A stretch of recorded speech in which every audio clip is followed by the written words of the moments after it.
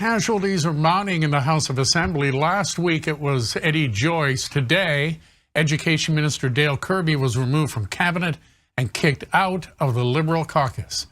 NTV's Michael Connors joins us live with more on these latest developments. Michael? Thank you very much, Glenn. For the second time in as many weeks, Premier Dwight Ball has lost a cabinet minister and a member of his caucus. Dale Kirby is out as Education Minister and is now sitting as an independent. Liberal MHAs were tight-lipped after last night's special caucus meeting. No comment. Any comment, Ms. Cameron? But then Premier Dwight Ball revealed that he has received more complaints from within his own caucus against another cabinet minister. Dale Kirby is no longer Education Minister, and he's been removed from the Liberal caucus. Effective today, Minister Kirby will be removed from cabinet and will be removed from the caucus of the Liberal Party. This morning's allegations are not sexual or physical of nature. It really comes down to behavior and conduct. Kirby will join the other two independents, Eddie Joyce and Paul Lane, on the other side of the House, although neither Kirby nor Joyce were present today. This is Kirby's second stint as an independent.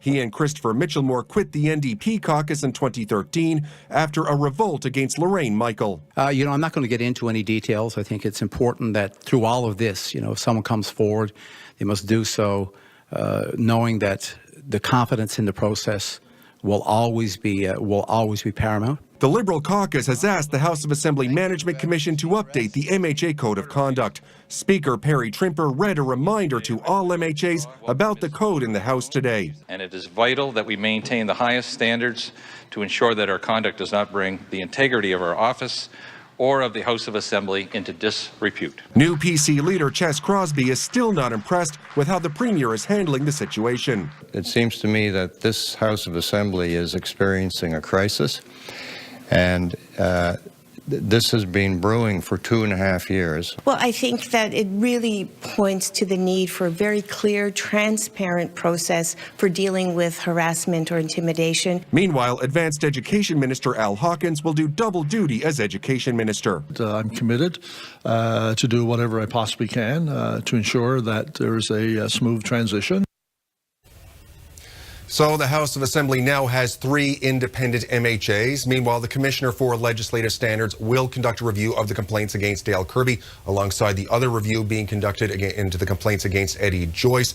And also today, Tory MHA Tracy Perry, one of the complainants against Eddie Joyce, introduced a private member's resolution calling on the House to improve its harassment policies. Glenn? Michael Connors joining us live. Thank you, Michael. With mounting allegations of bullying and harassment, the Liberal government's still trying to present a united front, with several members today coming to the defense of the Premier. NTV's Danielle Barron now with that story. Andrew Parsons spoke to a conference today on the right to privacy and the need to know, all while his colleagues were going very public with allegations of bullying and intimidation, tearing down a toxic culture within politics. The work by its nature can be difficult. I mean, certainly I've dealt with it myself. I mean, I've had, when I was in opposition, people, like I say, things have happened.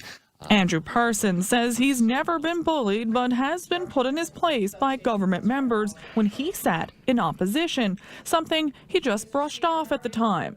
Parsons was elected in 2011. Now he's a member of the Premier's inner circle, appointed to cabinet as Justice Minister in 2015. All you can do is rest assured in the fact that if you've done nothing wrong, you have nothing to fear. Our caucus, is...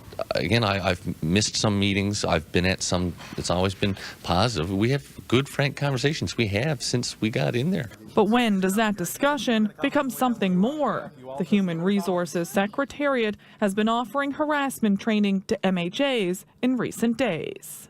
Hate to be regarded as intimidating by errors or omissions? No, certainly nothing that I'm aware of. And again, I respect the process. I understand there's an investigation that will be launched. It's difficult, because all our hearts beats, men and women, and it's our colleagues that we've worked with since we all got elected, and each one of us are like a family in there.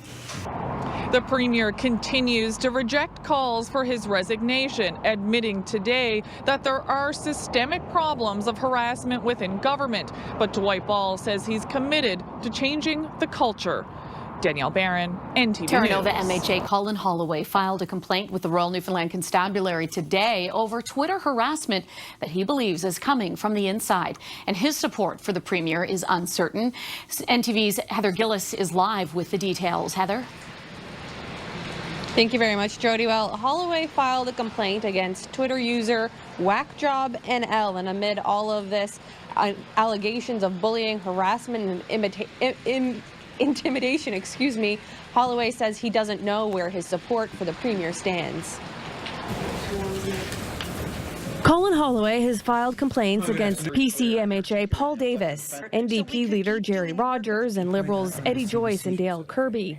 Today, he filed one more, this one against Twitter user WhackJobNL.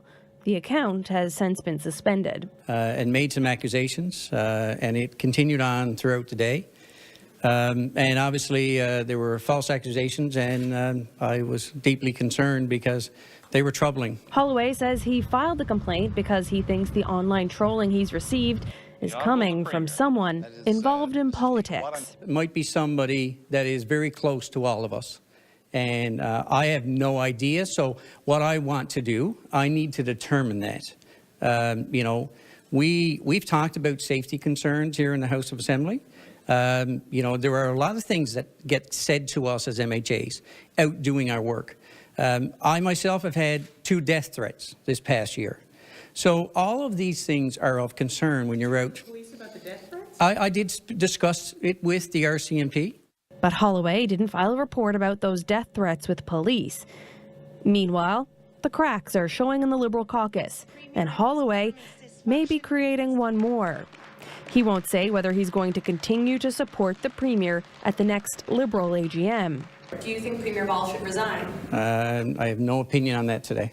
Well, it's a private vote, so we'll leave it to that. Still, he says with Eddie Joyce and Dale Kirby out of cabinet and caucus, Liberals are starting to talk more openly. And that ostracization that may have been in existence, I'm sensing that is starting to change. So. Meanwhile, the Legislative Standards Commissioner is assessing whether to review a letter from the town of Port Blandford complaining about Colin Holloway. Jody? NTV's Heather Gillis joining us live from the station. Thanks so much, Heather. Liberal MHA Pam Parsons has also filed a complaint with the Royal Newfoundland Constabulary. She says that she was concerned for her safety because of tweets from an anonymous Twitter account. She says she expressed her concerns to the Premier and security at Confederation Building. Parsons was not available to speak to reporters at Confederation Building today.